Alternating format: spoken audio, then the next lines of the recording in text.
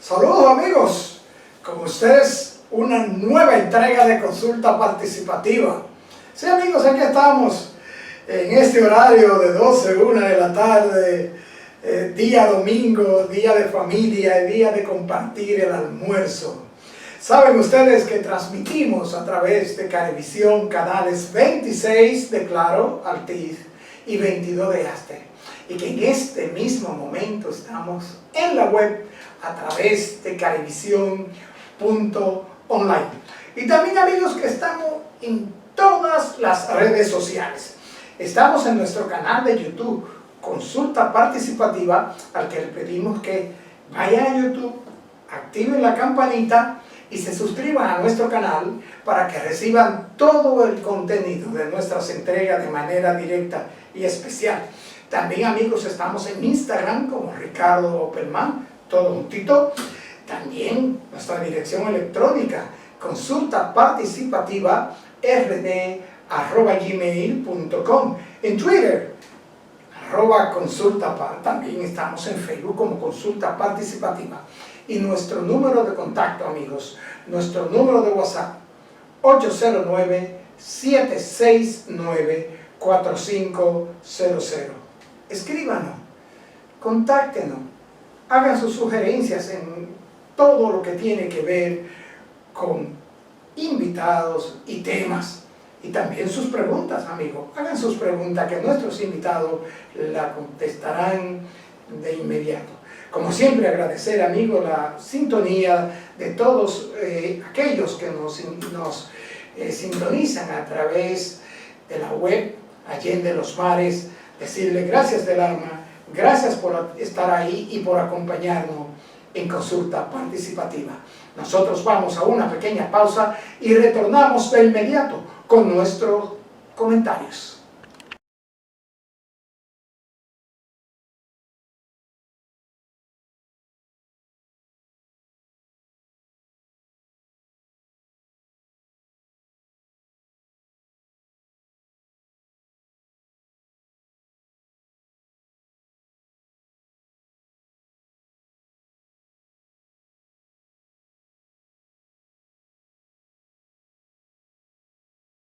Amigos, y hoy 12 de septiembre se celebra el Día Internacional de Acción contra la Migraña. Esto para que la población mundial tome conciencia sobre esta patología impactante que afecta a millones de personas en todo el mundo. Caracterizada por dolores de cabeza, cefalea, vómitos, mareo, y de acuerdo a la Organización Mundial de la Salud, se cataloga la migraña entre una de las 20 enfermedades más incapacitantes en todo el mundo. La migraña no tiene cura, pero es una patología controlable mediante la utilización de fármacos, tales como analgésicos, betabloqueadores, para aliviar el dolor de cabeza y disminuir la intensidad de la migraña. Más adelante, nuestro invitado de hoy, el doctor Giancarlo Hernández de León, neurólogo, neurocirujano, hablará in extenso de esta patología que afecta, como decíamos anteriormente, a millones de personas en todo el mundo. Amigos, por otro lado, ayer, 11 de septiembre, una fecha de muy triste recordación. Esta fecha llamada en inglés de 11-1, el 11S, fue tristemente una fecha fatídica, no solamente para los Estados Unidos, sino para ciudadanos de muchas naciones del mundo que vivían en esa nación. Esto fue una serie de 4 atentados terroristas suicidas cometidos en la mañana de este día, 11 de septiembre del 2001, como decíamos, en los Estados Unidos por la red yihadista y terrorista Al-Qaeda, la cual, mediante el secuestro de aviones comerciales para impactarlo, estrellarlo en diversos objetivos, causaron la muerte a alrededor de 2.996 personas, incluidos 19 terroristas y la desaparición de 24 víctimas y más de 25.000 heridos. Muchos de ellos, amigos, con lesiones permanentes que aún al día de hoy padecen. A su vez se registró la destrucción de todo el complejo de edificios del World Trade Center, más notablemente llamado las Torres Gemelas de Nueva York, y también causó graves daños en el edificio del Pentágono, sede del Departamento de Defensa de los Estados Unidos. Se estimó que los daños causados por estos actos, estos atentados terroristas, costaron a los Estados Unidos más de 10.000 millones de dólares en pérdidas económicas. Este episodio precedió la guerra de Afganistán y la adopción por parte del presidente de entonces de los Estados Unidos, George W. Bush, y sus aliados, la acción internacional denominada Guerra contra el Terrorismo. Los terroristas, divididos en 4 grupos de secuestradores, cada uno de ellos con un piloto que se encargaría de pilotar el avión secuestrado una vez reducida la tripulación de la cabina. Uno de estos vuelos, el vuelo 11 de American Airlines y el vuelo 175 de United Airlines, fueron los primeros en ser secuestrados y ambos fueron estrellados contra las Torres Gemelas del World Trade Center. El primero contra la Torre Norte y el segundo contra la Torre Sur, lo que provocaría más adelante que ambos rascacielos se derrumbaran en 1 hora y tantos minutos. El tercer avión secuestrado pertenecía al vuelo 77 de American Airlines y fue empleado para ser impactado contra la fachada oeste del Pentágono, en Virginia. Y el cuarto avión, perteneciente al vuelo 93 de United Airlines, tenía como objetivo, según investigaciones, el Capitolio de los Estados Unidos en la ciudad de Washington, pero se estrelló en campo abierto cerca de Shanksville, Pensilvania, aproximadamente a 208 kilómetros antes de llegar a su objetivo, tras perder el control en cabina como consecuencia del enfrentamiento de los pasajeros y tripulantes contra el comando terrorista. Amigos, hay muchas especulaciones, hubieron especulaciones en el momento con relación de este último vuelo. Se dijo que fue derribado por la defensa de los Estados Unidos. En fin, lo triste y doloroso es, amigo, que en este vuelo, en estos atentados fueron identificados los cadáveres de 27 dominicanos, 7 mujeres y 20 hombres, cosa que enlutó a la familia dominicana de una forma lacerante e inolvidable. Recordamos con tristeza el 20 aniversario de estos atentados terroristas. Amigos, hasta aquí nuestro comentario de hoy.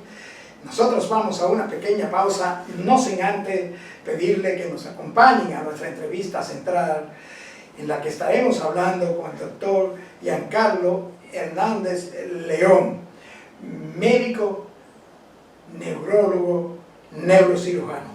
Volvemos en breve.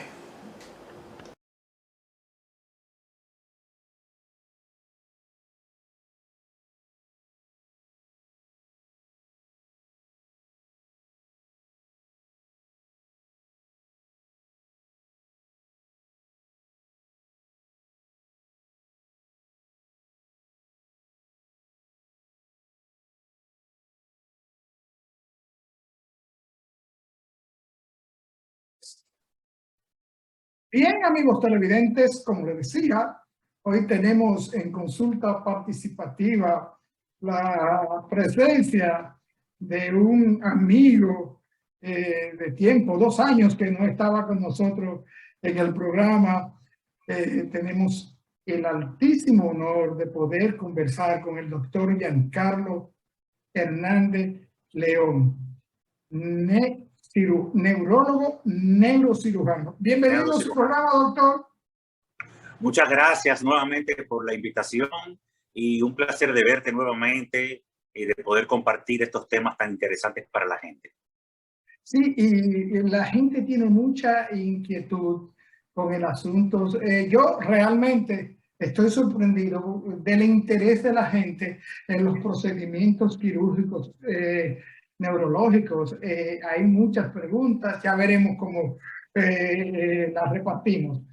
Doctor, usted es cirujano también, cirujano endoscopista, especialista en cirugía cerebrovascular y base de cráneo. Sí, señor. Pero también Usted es sabe especialista. usted sabe que la cirugía de base de cráneo ha tenido una especie de de metamorfosis, no, más bien de avance, y hay muchos procedimientos que podemos acceder a la base del cráneo a través de la nariz con un endoscopio, con una cámara. Esta es la famosa cirugía pituitaria, doctor. La pituitaria es lo que más hacemos, sí. Sí. Pero en vez de hacerla con espéculo y microscopio, ahora la podemos hacer con un endoscopio y con la ayuda y la mano de un equipo que uno tiene. Es un equipo de médicos donde intervienen otorrinos, laringólogos por el tema de la nariz, donde interviene el neurocirujano. Y podemos hacer muchas cosas a través de la nariz con esa cámara. Podemos sacar tumores de la hipófisis, pequeños, grandes, meningiomas, tumores del clivus, que es ese hueso que después de la silla turca baja hasta el orificio occipital, que es el orificio que une el cráneo a la columna. O sea, es bastante vasto y nos permite hacer muchos procedimientos. Así es, doctor. Bueno, entrando en materia, lo primero, vamos a decirle al público de consulta participativa la diferencia entre un neurólogo y un neurocirujano, porque tenemos entendido que hay una diferencia que se pudiera comparar con el arquitecto y el ingeniero, ¿cierto? Bueno, más o menos, yo le diría que menos. Realmente la neurología y la neurocirugía son dos especialidades totalmente diferentes. Si bien el neurocirujano tiene conocimientos de neurología, no es menos cierto que el neurocirujano competente, cuando ve un paciente que tiene una enfermedad puramente neurológica, él mismo la debe referir a un neurólogo clínico, que es el especialista en esa área. A su vez, el neurólogo clínico debe tener competencias en saber distinguir y saber identificar aquellas lesiones que son eminentemente quirúrgicas para mandarla a tiempo a donde un médico que tenga la competencia de operar y pueda resolverle ese problema al paciente. En definitiva, el neurólogo se ocupa de las enfermedades clínicas, le puedo mencionar algunas, la enfermedad de Parkinson, por ejemplo, la esclerosis lateral amiotrófica, muchas enfermedades cerebrovasculares, y hay otras enfermedades donde los dos colaboramos entre nosotros. Por ejemplo, algunos neurocirujanos se dedican a la parte funcional, que es otro tipo de especialidad en la cual colocando electrodos en el cerebro, uno puede, digamos, modular la intensidad de los temblores de los pacientes parkinsonianos, etcétera, etcétera.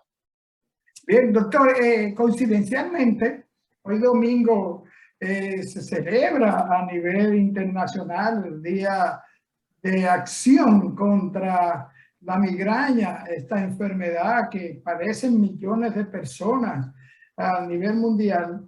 y que coincidencialmente hoy se celebra el Día de Acción contra la Migraña. Habla un poquito de la migraña. ¿La migraña se cura?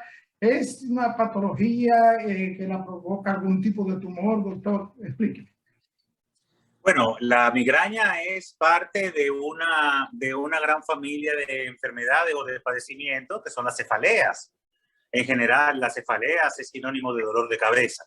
Y el dolor de cabeza puede tener muchos orígenes. Es como la fiebre, digamos. Más bien el dolor de cabeza no es una enfermedad, es un signo, es un síntoma, mejor dicho.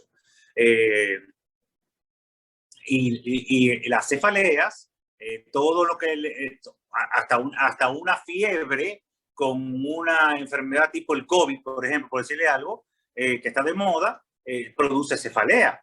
Sin embargo, la migraña es ya una enfermedad que está dentro de ese conjunto que son las cefaleas. Entonces, la migraña sí es un tipo de cefalea que tiene que un origen más bien neurovascular. Es decir, hay una especie de cambios químicos a nivel cerebral, producto de algo que lo dispara. Muchas veces los pacientes saben qué es lo que lo dispara. Muchas veces el clima, muchas veces que comió chocolate, otras veces que tomó vino, otras veces que comió queso maduro, por esos quesos maduros bien viejos, como el manchego maduro, esos quesos fuertes. Y ellos saben que les va a disparar la migraña porque tienen un pródromo, es decir, algo donde ellos se dan cuenta que va a ocurrir, porque comienzan a haber esos cambios químicos en el cerebro que producen esos pródromos, que no es más que una contracción de los vasos sanguíneos del cerebro por ese desbalance químico, seguido de una dilatación de todos esos vasos sanguíneos, y entonces ahí viene el dolor de cabeza, ese dolor de cabeza que es pulsátil, que es punzante, que viene con náuseas, con vómitos, donde el paciente no tolera la luz, no tolera los sonidos, y que tiene que ir a acostarse. No, no se cura, es una enfermedad crónica, doctor. Es una enfermedad crónica que da por periodos, y que el kit de la cuestión es controlarlo a veces con medicamentos. Si una persona tiene un ataque de migraña cada 2 meses, pues ese paciente se trata generalmente con los medicamentos que están habitualmente en el mercado para la migraña, porque ahí hay un problema que yo voy a comentar porque creo que le puede interesar mucho al público general, que es que no todo el que tiene dolor de cabeza tiene migraña. La gente viene y te dice, doctor, yo tengo migraña. No, usted no tiene migraña. Usted tiene una cefalea tensional crónica diaria, que es la famosa jaqueca que le da a todo el mundo, a gente todos los días. Y entonces mucha gente se comienza a tratar como migraña y comienza a tomar medicamentos que no le convienen al paciente. Primero, porque no le quita el dolor de cabeza. Y segundo, porque comienzan a tomar medicamentos que son complejos y que no le están haciendo nada. Entonces, hay que distinguir muy bien antes de tratar el tipo de cefalea que tiene ese paciente. Si es una cefalea tensional, se trata de una manera. Si es una migraña, se trata de otra. Si esa migraña al paciente le da 2 o 3 ataques de migraña por semana, es un paciente que no solamente debe tratarse desde el punto de vista de la migraña en sí, sino que debe tomar un tratamiento preventivo. ¿Por qué? Porque nadie que tiene migraña puede funcionar. Es decir, la persona le puede decir a usted, doctor, a mí me dan ataques de migraña todos los días. Y yo digo, ¿y usted qué hace? No, yo me tomo algo, se me baja un poquito, yo sigo trabajando, porque imagínense, eso no es migraña. La persona que tiene un ataque de migraña no puede hacer nada. Se tiene que ir a acostar. O sea, tiene que soltar toda la actividad. Todo, no nadie puede. O sea, esto se debe a que no hay control, doctor. Es humanamente imposible soportar un dolor de cabeza como la migraña y seguir haciendo normalmente las actividades que usted estaba haciendo. Entonces, la gente se confunde muchas veces. No todo el dolor de cabeza es migraña. La migraña es algo muy particular, muy conciso y muy puntual. y hay que saberlo distinguir. El resto son otro tipo de dolores de cabeza. Puede ser cefaleas tensionales, puede ser cefaleas porque hay una infección dando vuelta, puede ser cefaleas que gracias a Dios son las menos comunes porque el paciente tiene un tumor en la cabeza. O sea que el dolor de cabeza es prácticamente más bien un síntoma y no es una enfermedad en sí. Ahora, muchas enfermedades producen dolor de cabeza. Así es. Doctor, tenemos un tema con una cantidad de preguntas y queremos que iniciarlo dentro de su profesión y su especialidad. Hay campos amplísimos, pero específicamente, doctor, la neurooncología. Okay. Hábleme de la neurooncología y ese vasto campo de acción, de intervenciones, de procedimientos y de tumores que existen y que trata el Claro neurooncología. que sí, claro que sí. La neurooncología es una rama de la neurocirugía y de la neurología, porque el equipo muchas veces también tiene un neurólogo que se ocupa de la parte clínica y también tiene un neurooncólogo clínico que se ocupa de la parte de los medicamentos, y es un equipo multidisciplinario donde el neurocirujano tiene una preponderancia, parte de la preponderancia del paciente, pero que depende de un equipo. Y simplemente es una especialidad o una subespecialidad que se dedica a tratar los tumores de la cabeza. Los tumores de la cabeza, y generalmente son los tumores, aunque abarcan muchos, los tumores malignos de la cabeza, que son bien variados y que ahora mismo la World Federation, la Organización Mundial de la Salud, reclasificó. A la gente, al público en general no le interesa esa clasificación porque es una clasificación muy técnica, pero le puedo decir así, a grosso modo, que estos tumores se dividen en malignos y benignos. Y los benignos son particularmente dos. Uno que derivan fundamentalmente de las envolturas del cerebro, que usted sabe que el cerebro tiene unas envolturas y que son generalmente benignos, o de algunas envolturas de los nervios craneales. Esos son los meningiomas y los neurinomas. Son pacientes que cuando usted los puede operar y erradicar todo el tumor, el paciente se cura y sigue con su vida normal hasta el último día de su vida, que puede ser a los 90 años, 95, 100, lo que Dios le dé. Pero hay otro grupo que son los tumores malignos. Y fundamentalmente aquí hay un grupo que nos interesa porque son los más comunes, que son los llamados gliomas.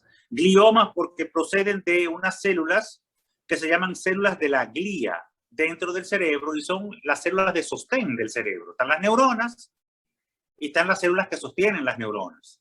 Pues esas son las que producen estos dichosos tumores que pueden ir desde un grado 1 a un grado 4 de malignidad, donde el 1 es el menos maligno, donde las personas pueden tener 10, 15, 20 años de sobrevida, y están los grados 4, donde las personas no tienen tanta, ¿correcto? Entonces, eso es fundamentalmente lo que abarca la neurooncología. Modernamente se ha podido ya identificar 3 fármacos que son muy buenos y que han prolongado la vida de estos pacientes con tumores malignos, porque antes no había quimio para estos tumores, solamente había radiación y cirugía. Pero ahora hay 2 o 3 fármacos, de los cuales 2 están disponibles en la República Dominicana, que prolongan la vida de estos pacientes. O sea que hay mucho para hacer y para ofrecer a este tipo de pacientes. A propósito de eso, doctor, tengo entendido también que dentro de su especialidad de la neurocirugía, el neurocirujano es quien trata los efectos adversos que provocan los tratamientos antitumorales, como la quimioterapia, la radioterapia, etc. Bueno, como les comenté anteriormente, nosotros siempre trabajamos en equipo. Tenemos oncólogos que trabajan con nosotros, que se ocupan de la parte de administrar estos medicamentos.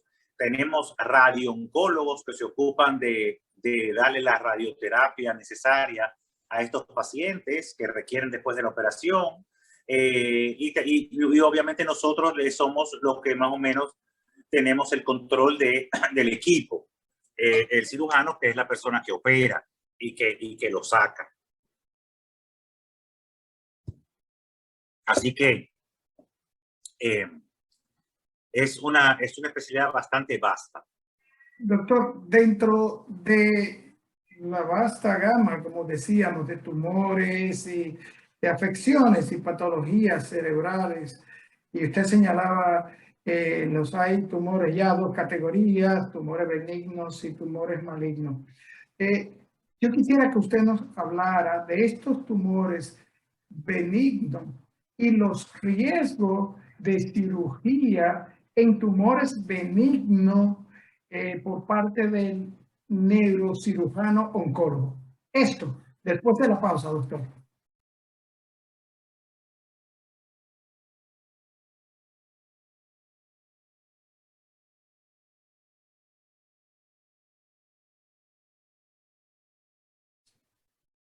Doctor, antes de irnos a la pausa, hablábamos de esta clasificación de los tumores cerebrales en benignos y malignos.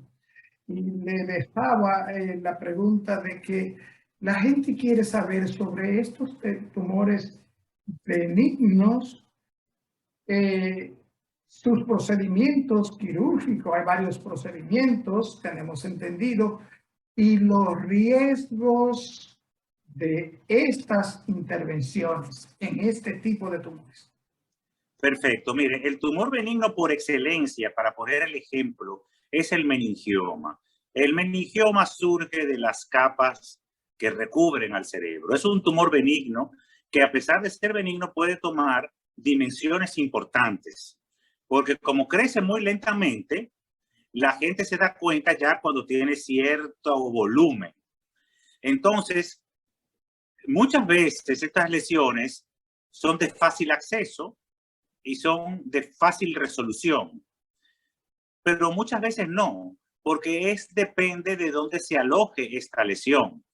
Cuando esta lesión se aloja en la base del cráneo y interviene y comprime algunos pares craneales son unos nervios que salen del cráneo por unos orificios y que son nervios que van, por ejemplo, a la lengua y la mueven.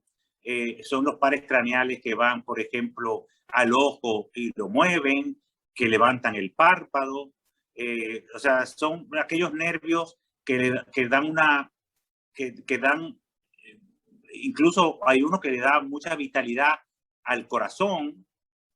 O sea, son nervios muy importantes. Entonces, que le permiten a uno tragar, por ejemplo, son nervios que vienen del sistema nervioso central, porque son tan importantes que están pegados a un núcleo central directamente. No dependen de un arco reflejo, no dependen de un reflejo. Tienen funciones muy específicas, pero muchas veces estos meningiomas crecen entre ellos, lo involucran, lo comprimen, lo desplazan. Entonces, obviamente, trabajar sobre estos meningiomas aumenta mucho el riesgo quirúrgico, porque algunos de estos nervios pueden salir lesionados. Entonces, justamente la tecnología ha avanzado para poderle prolongar la vida a estos pacientes y poderle dar la mejor calidad de vida, porque calidad de vida es lo más importante en la neurooncología. No tanto, usted no gana nada con extirpar un tumor completo y dejar un paciente en muy mal estado físico. No sé si me explico. No tiene ningún sentido. ¿Qué sentido tiene operar a un hombre de 45 años en la edad más productiva de su vida y dejarlo lisiado para toda la vida? ¿Qué ganó usted con sacarle todo el tumor? No ganó nada. Entonces, han habido, por ejemplo, la radiocirugía, sobre todo con la plataforma Gamma Knife, que es la que yo uso, y está demostrado que es la más precisa.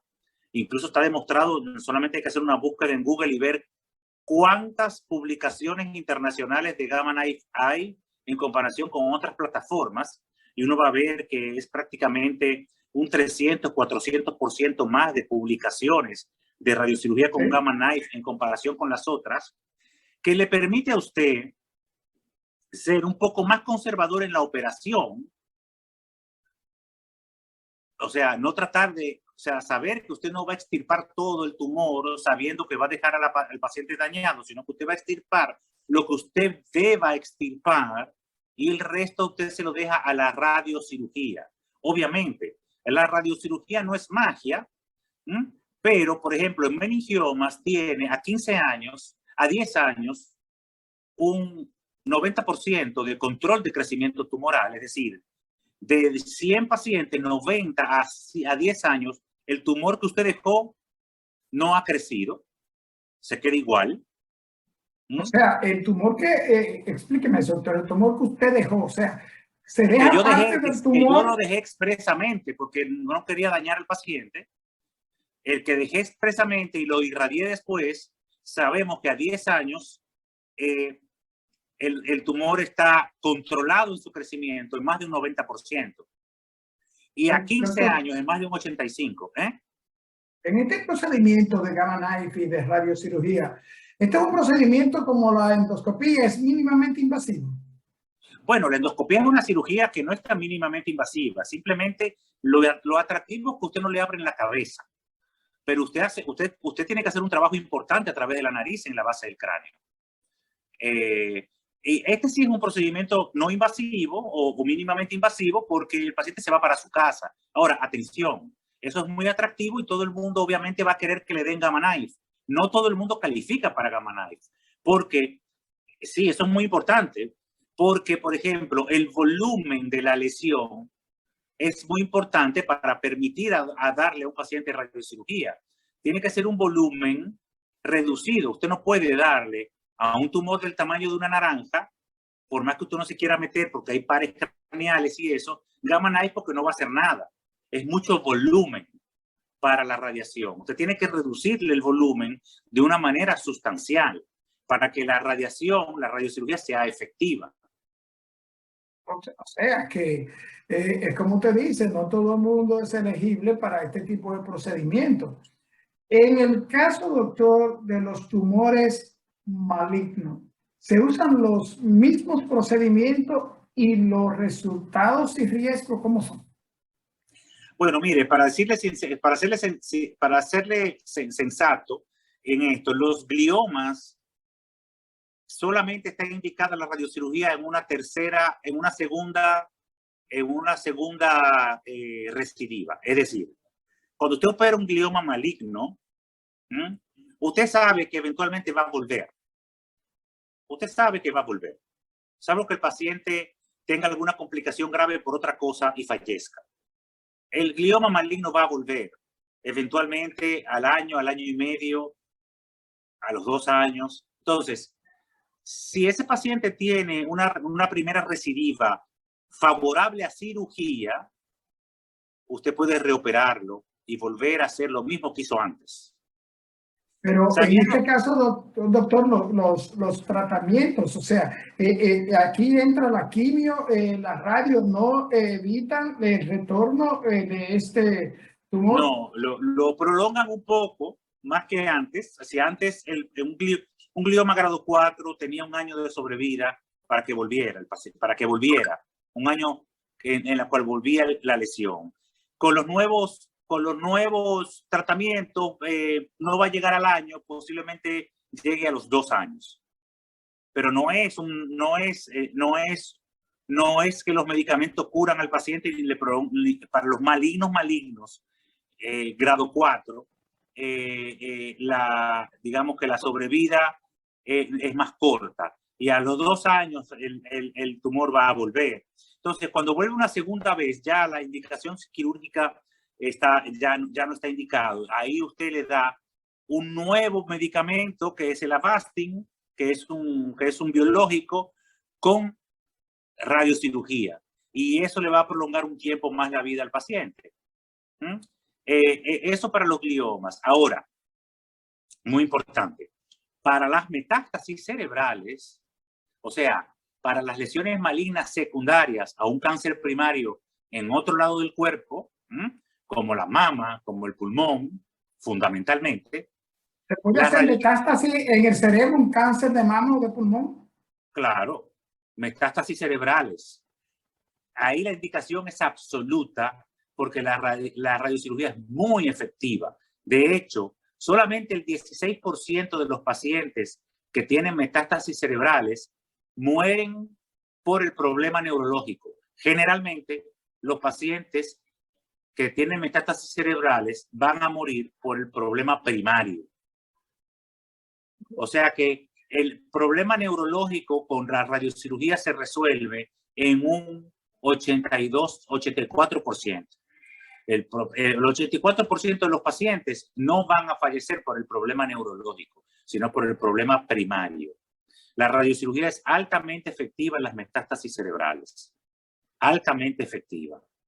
Y yo exhorto a todos los médicos oncólogos que cuando tengan los pacientes con metástasis cerebrales, que son son los médicos que más metástasis tienen, piensen en primer lugar en Gamma Knife, porque está más que probado y está más que publicado que es el tratamiento de elección en las metástasis cerebrales.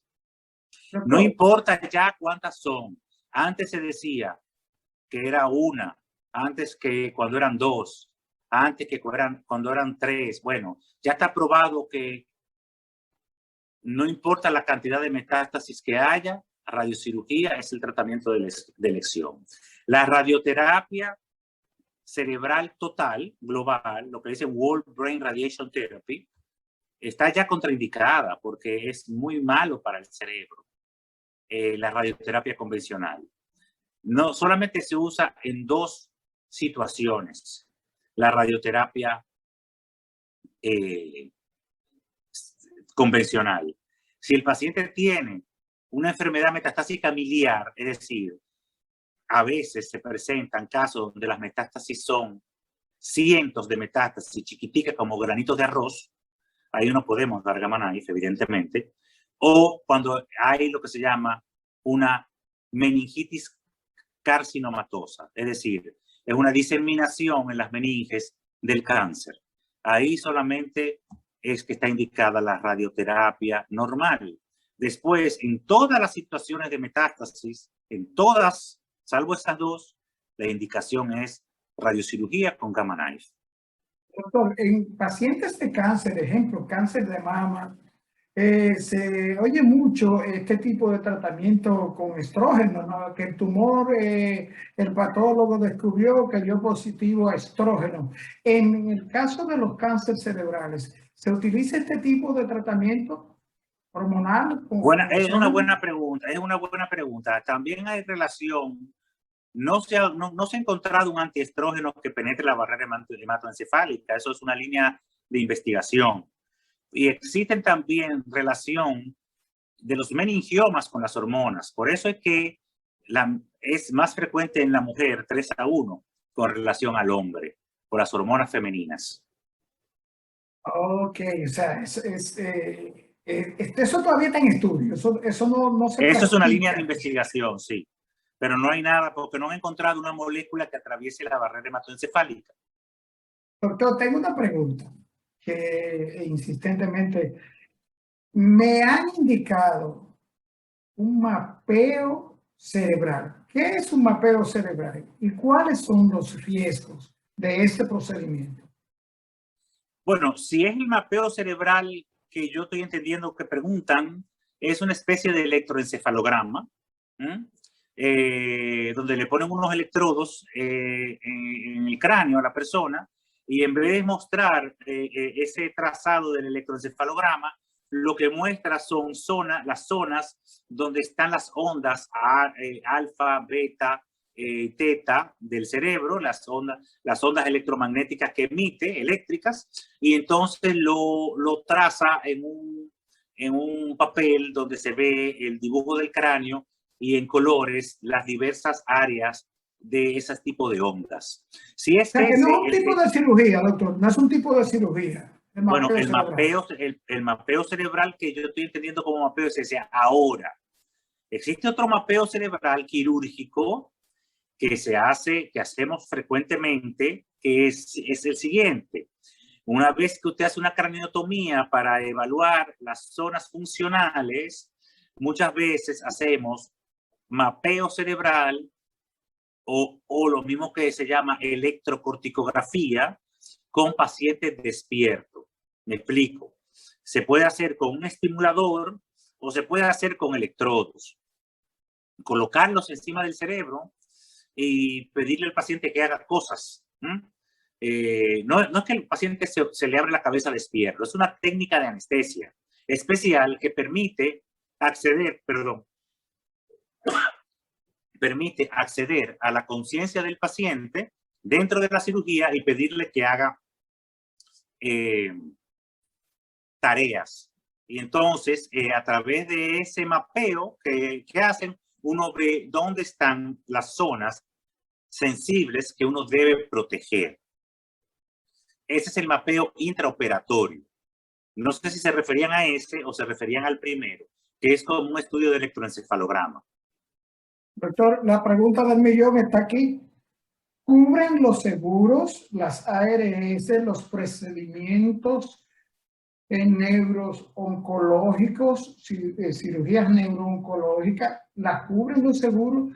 ¿Es su tratamiento luego y antes de involucra medicamentos de alto costo? Bueno, mire, esos medicamentos son de alto costo, pero salud pública los cubre. Obviamente hay que hacer un trámite, etcétera, pero salud pública los tiene.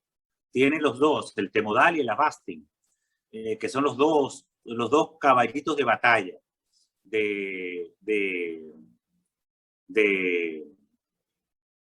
para neurooncología. Muchos seguros lo cubren. Hay hospitales donde el hospital tiene contrato con los seguros, muchos hospitales de autogestión, donde que se atienden los pacientes y se operan sin ningún problema.